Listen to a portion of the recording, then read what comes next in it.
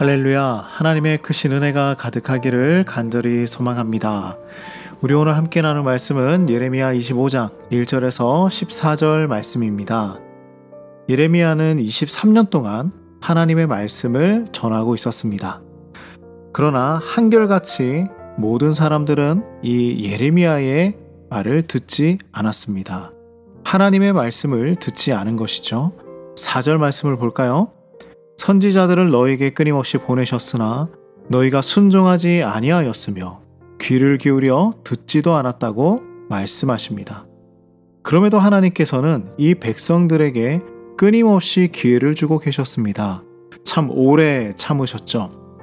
하나님은 계속해서 그들을 돌이키고 하나님의 백성이 되길 간절히 기다렸습니다.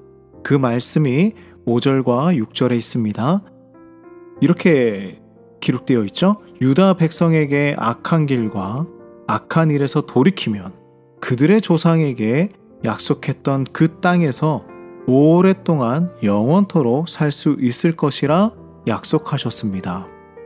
이 악한 길은 무엇이냐면 다른 신을 따라다니며 섬기고 경배하고 또 직접 손으로 만들어서 우상 숭배를 하는 것입니다. 이것을 하지 말라고 하셨는데 그들은 멈추지 않고 계속해서 우상 숭배를 했던 것입니다. 하나님께서 끊임없이 기회를 주시면 이 백성들은 끊임없이 거부하며 살아왔습니다. 이스라엘 백성들은 우상을 섬기다가 하나님의 진노를 당한 이야기, 이 이야기를 조상 때부터 계속해서 수도 없이 듣고 자라왔을 것입니다. 그 이야기는 많이 들으면서 살아왔지만 그들은 여전히 변하지 않았습니다. 결국 하나님은 이들에게 심판을 선포하시는 것이죠. 7절 말씀을 보면 이렇게 말씀합니다. 너희가 내 말을 순종하지 아니하고 너희 손으로 만든 것으로서 나의 노여움을 일으켜 스스로 해하였느니라. 이들은 내 경고를 들은 적이 없다는 말씀입니다. 오히려 온갖 우상을 만들어서 하나님의 분노를 유발시켰던 것이죠. 더 나아가서 스스로 재앙에 빠져 들었다라고 말씀합니다. 그래서 하나님은 이제 이방 나라 바벨론을 사용하셔서 백성들을 심판하시는 것입니다. 이 심판으로 유다 백성의 땅은 영원한 황무지가 될 것입니다. 그리고 그들의 모든 일상이 무너지게 될 것입니다. 10절에 기쁨의 소리, 아침에 일을 하는 소리, 가정의 소리, 이 모든 것들이 다 사라지고 저녁에 등불을 켜는 집도 없을 것이라 선포하시죠. 모든 그 삶의 일상들이 무너진다는 말씀입니다. 그러므로 우리는 하나님의 말씀을 듣고 순종해야 합니다.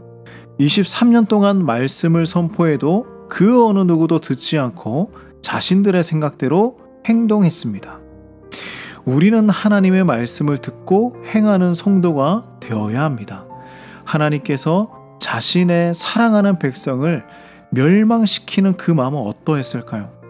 그럼에도 그들을 벌하실 수밖에 없는 하나님의 마음은 우리가 상상조차 할 수 없는 심정이었을 것입니다. 유다 백성은 하나님의 진노를 경험합니다.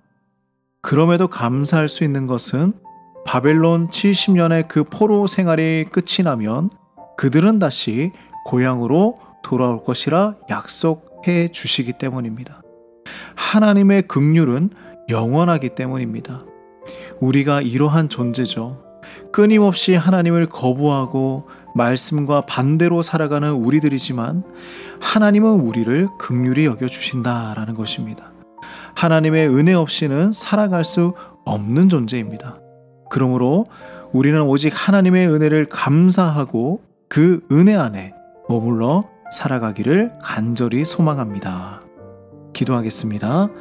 하나님, 23년이 지나도록 그 모든 말들을 무시하고 듣지 않았던 유다 백성들처럼 살아가지 않게 하여 주시옵소서.